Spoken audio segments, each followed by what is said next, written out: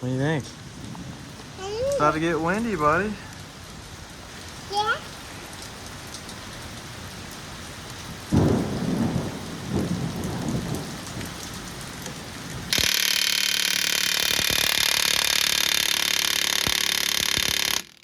Dang. They're on there good, huh? You gotta break through the paint that they painted this one. Yeah.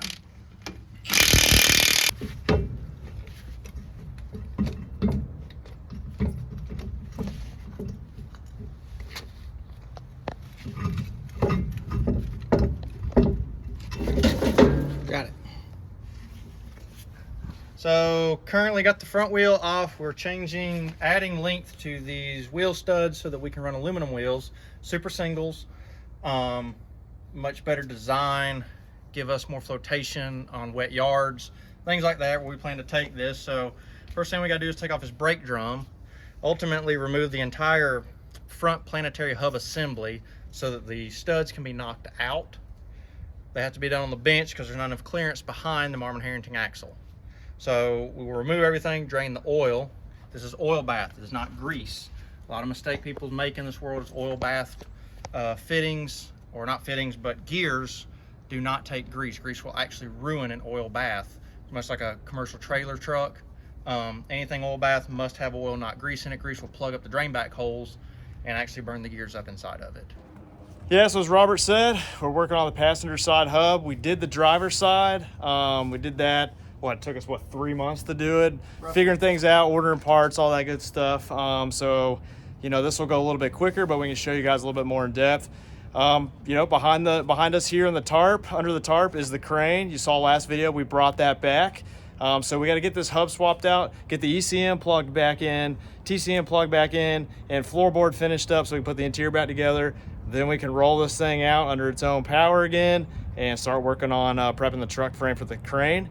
So yeah, we're just gonna keep moving on this hub and we'll show you guys the progress as we go. To get the brake drum off the Marmon Herrington MT-14, you gotta pop this cover off. There's 2 bolts and it exposes this, this hex nut here. It's an 1.25 inch wrench, and then you back the slack adjuster off, and that brings the shoes in and allows this to rotate freely. So you'll have a little bit of clearance down there. To remove the drum, we got to pull these 4 bolts off, and then we use these threaded ports right here. I think it's M12 if I remember correctly, and we just drive those in, and that actually pries the brake drum away from the shoes, and also kind of breaks the seal of any corrosion here that's on the hub centric ring of the hub itself. So we're gonna get after that, and we'll show you what it looks like when the brake drum's off.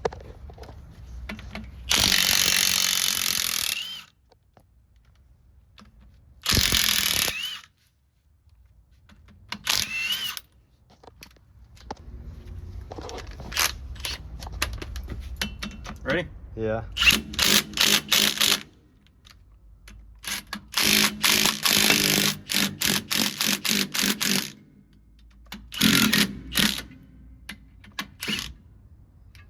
That's it. That's it.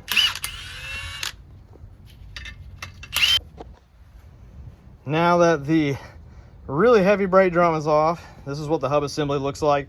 Last time we took the brake shoes and everything off. I don't think we need to do that this time.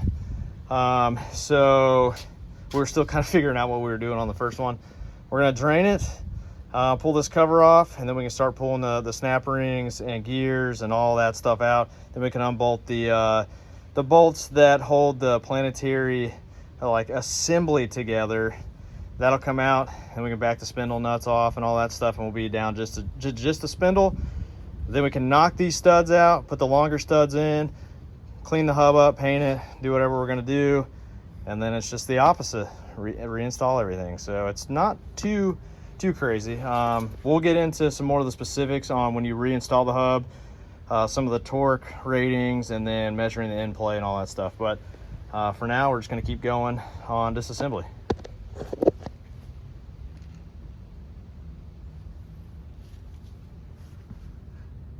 This truck only has 7,800 miles on it. And I mean, the hub oil looks pretty daggone good. Mm-hmm.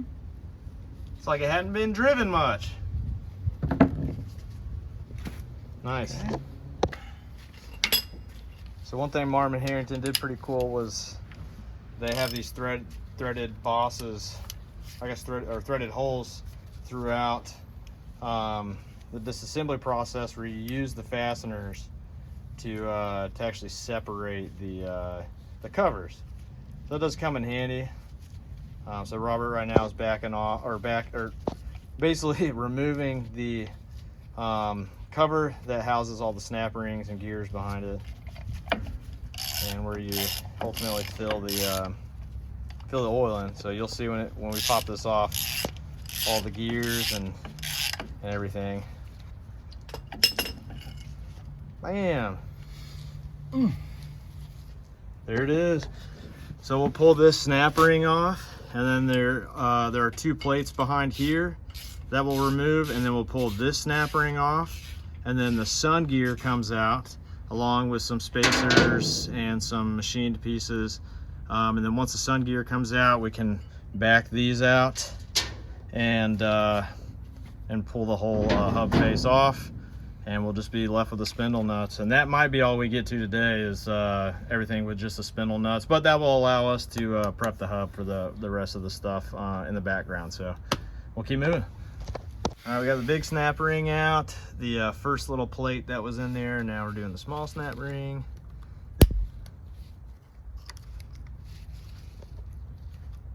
Bam. All right, and so you see, like, there's all these little machined pieces that have to go in the right orientation. So here's one of the examples right here. So this will have to go back in with a concave surface facing the axle assembly. So all these little orientations and stuff are really important to remember.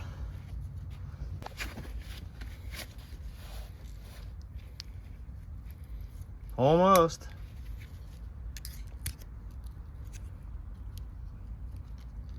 Got it? Yeah, okay. There we go. There's the sun gear. And see, there's another little ring in there you can't forget. And then look on the back side, there's another shim. So all these got to go back in the exact way they came out, otherwise you're gonna have some major issues. So one reason we record is to document ourselves doing this, so we don't forget anything. It's not just for you guys, it's for us too. So all right, we're gonna separate this planetary assembly. We've already backed out the fasteners, so we will do that. And once that's off, we should be able to just work the hub completely off, and then we'll be left with the spindle nut, or the two spindle nuts that are back here with the lock washer. So that's basically that.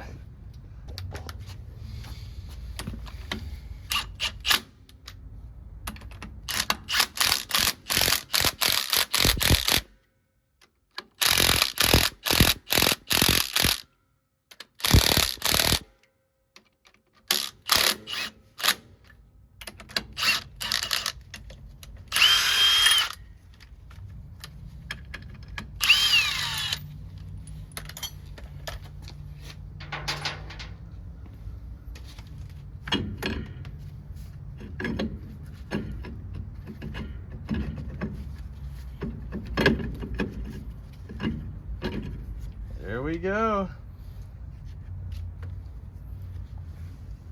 Awesome. 2,000 years later. I don't know, I might have it too high. Can you hang on it?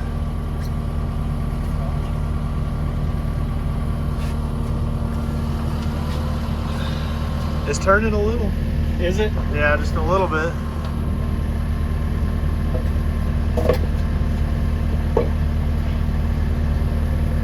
All right, all my weight's on it. I feel like a freaking gymnast. This doesn't look like Robert because it's not Robert. We are 2 weeks after we were filming with Robert, finally getting around to working on the passenger side hub. Yep. Again, so if you remember last time in a video, or last time we were filming, we got it all the way down to this moment right here, where we have 2 nuts, and then sandwiched between those 2 nuts is kind of like a lock plate. And this lock plate has a bunch of tabs. The tabs tab into the spindle, and then also 1 tab goes into each one of, or actually just 1 tab goes into one of these notches on the nut. But this happened on the other side too, and I don't know if it's like super typical, we just got bad luck or what, but we could not separate this outer nut from the inner nut even after hammering out all the tabs that hold this outer nut in. And what ends up happening, at least for us, is we put enough torque on here to actually, I'll show you, here's the outer nut. I'm gonna go ahead and take this off. We'll get that cleaned up, but here's the lock washer. We bought another one of these because we knew this was gonna happen. But right here, if you see that material down there in the center of the screen, that is a tab that actually tabs into the spindle on this underside right here. And so effectively, that tab goes into the spindle, and then 1 tab goes into the nut at the back, and then 1 tab goes into the nut at the front, and that locks the system together. This one is pretty loose when it initially goes on. You got to measure your back, your end play, but it's a very low torque value. Then this goes on, you knock the tab in, and then you put the outer one on, and that's the one that gets locked down to like 445 pound-feet.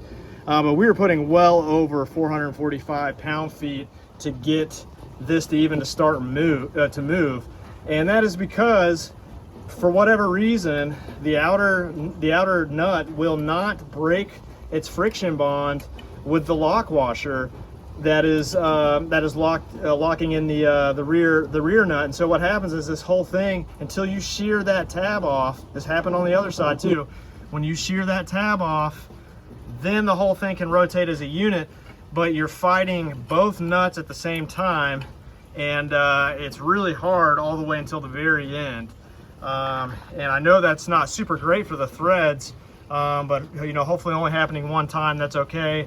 So we're gonna get both of these cleaned up before we reinstall. Like I said, we got a new lock washer that's going on, so that'll be no issue.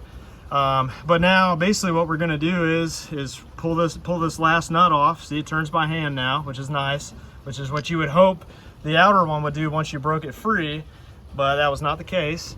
So once we get that off, we'll be able to rock this hub back and forth, pull it off, and we'll show you the back side of it, where the hub seal is, and just what it looks like back behind this. So yeah, we will keep going.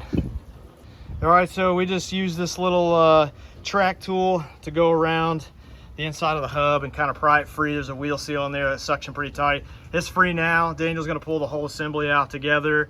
It weighs probably like, you know, 60 pounds or so, so it's not the lightest thing in the world. But we'll watch Daniel pull it out. There it is. So that is the hub, or the spindle. That's the hub. And yeah, that's what we fought to get off. So we're gonna keep moving. We're gonna clean this up, knock these studs out, put the new studs in, and get prepped for more RTV. Put a new wheel seal in, and then we'll reverse everything we did. We didn't take the brakes off of this side, like I said earlier in the video. That's because we have found out through trial and error on the other side that we cannot, in fact, knock these studs out while it's still on the still attached to the axle. So, knowing that, we didn't need to take the brakes off. Daniel, what you drinking there? Waterloo. Got one too. They're pretty good. All right. Hub's on the stand. Daniel's gonna start knocking the rest of these studs out. Just like that.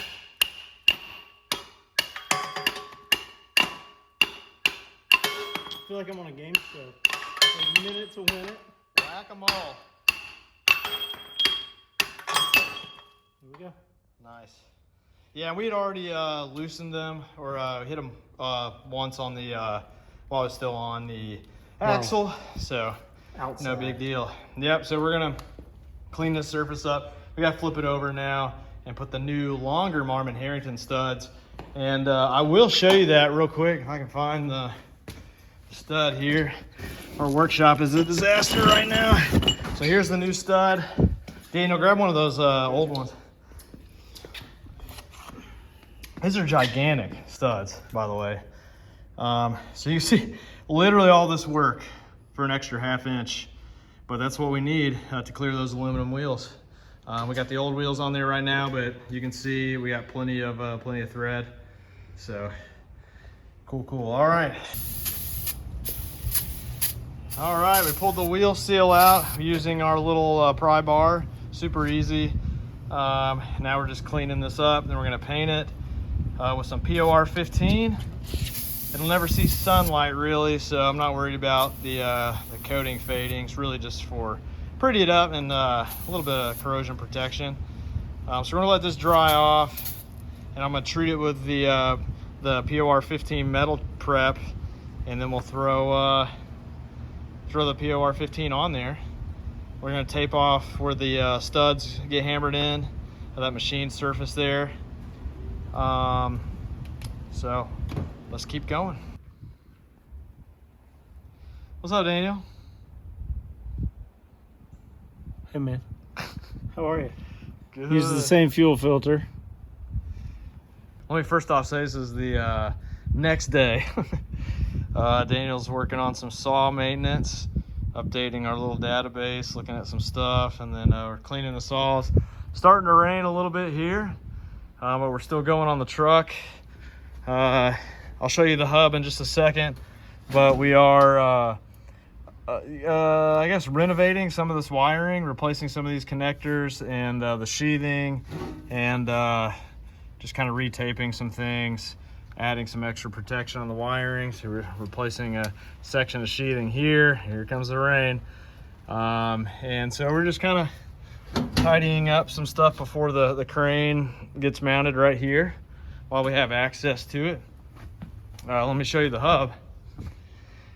All right, so we painted the hub after treating it with a PUG little kit. We masked off this machined surface here for where the studs get driven in. We got the new wheel seal installed. And basically we used this tool. One of our friends here at the church turned this on his wood lathe. It's a piece of cherry. And basically that sits on there and drives the seals in. Works great. Second time we've used it, and it's worked super nice. So yeah, this is just about ready to go back on. We've got the inner lock, or sorry, we got the inner nut on. We've tightened it basically as hard as we can by being hand tight, and that seems to get us pretty close to where we need to be. And we put the lock plate on, and then we see where we're at as far as being able to tab in one of those tabs onto the inner nut. And so we've got our dial indicator here to check in play, and we got it hand tight. We checked the in play. We were a little bit on the upper end of the limit, but still within spec. And so we needed to bump it over just a hair to grab one of the locking tabs. And so since we were on the higher end, we tightened it just a hair to bring us down to the lower end of the range, which for the Marmon Herrington axle is 0.01 to 0.04 millimeters. And so that gets us on the upper end of the 0.04 millimeters at 1.57 thousandths of an inch. So it's really small numbers we're dealing with. We were at 1.5 initially. We tightened it a little bit, and now we're right at 1 thousandths of an inch. So that should be good. You can see the dial indicator here. Here's our locking plate that tabs in to the spindle, and then we're gonna pick up this notch right here on the inner nut. And so you can watch the dial indicator here. You know, these things are kind of cheap. They don't always go back to 0, and so we're looking at the delta of the values. Yeah, so we're going in between, basically the delta is between 0.5 and 1. So we're within spec here. So now that we verified that, we're going to knock one of these tabs in, and then we're going to put the outer nut on, and that's the one that gets locked down to, you know, 445 pound-feet, and then that's the minimum range for the torque spec, or minimum the lower value of the range. And so if we don't line up with a tab right off the bat at that torque spec, we'll have to go a little bit tighter until one of those tabs lines up, and then once that happens, we're done with this part, and we start assembling the hub again. So that's basically it. We'll see where we end up. All right, so success. See, we put a mark in on the hub face, that's that ring gear looking thing, and the inner nut to make sure it never spun, and we got all the tabs locked in. So yeah, we hit our torque spec. Had to go a little bit past the lowest end of the torque spec to get one of the tabs to line up, but all is good, and she spins nice and free. Everything feels good. And so basically Daniel is cleaning off this mating surface because the planetary gear assembly goes on to this, and actually we got to put a little bit of RTV on there, and some red Loctite to bolt it up. This is all that stuff. Yeah, it's Where's all old screwdriver? RTV that's on there. So yeah, we'll keep cleaning. All right, just a real quick conclusion to all this. We did finish the passenger side hub. It's been a couple of days now. We've been kind of running all over the place and doing some other things, but I want to show you that we did finish that up. The tire and the wheel are back on. You see the studs are a lot longer than they were. We only had about 3 threads showing on the original studs, and so now we got enough for the aluminum wheels. They're all filled up with oil, all the hubs, or both hubs. We scooted the bed back. So we scooted the bed back a little bit as well over the past couple of days. The crane is going to be mounting in this spot right here, and then we're going to shave about 3 feet off of the bed. We'll do some more videos on that build process. We also finished up the floor pan that was totally rusted out. I'll do a little video update probably in the next video showing that in more detail on how we went about that. But here's the subframe for the crane. This is 6x3 tubing, 3/8 wall, and it's got some I-beam running in between as well. It's a very heavy, dense structure. But we got the old brackets cut and cleaned up off of that subframe, so we're going to put that on the truck, and then mark where it needs to go on the frame, and then the new brackets. We'll get all that catted up and welded on, and hopefully be making the move of the crane soon onto this truck. We'll have to rent a telehandler, so that'll be a fun video when it comes to that time. All right, guys, that's it for today and for this video. Thank you guys so much for tuning in and subscribing and commenting on our videos for this build project. It's been a lot of fun. If you guys have any questions or anything, please drop them in the comments below, and we'll catch you on the next video. Take care.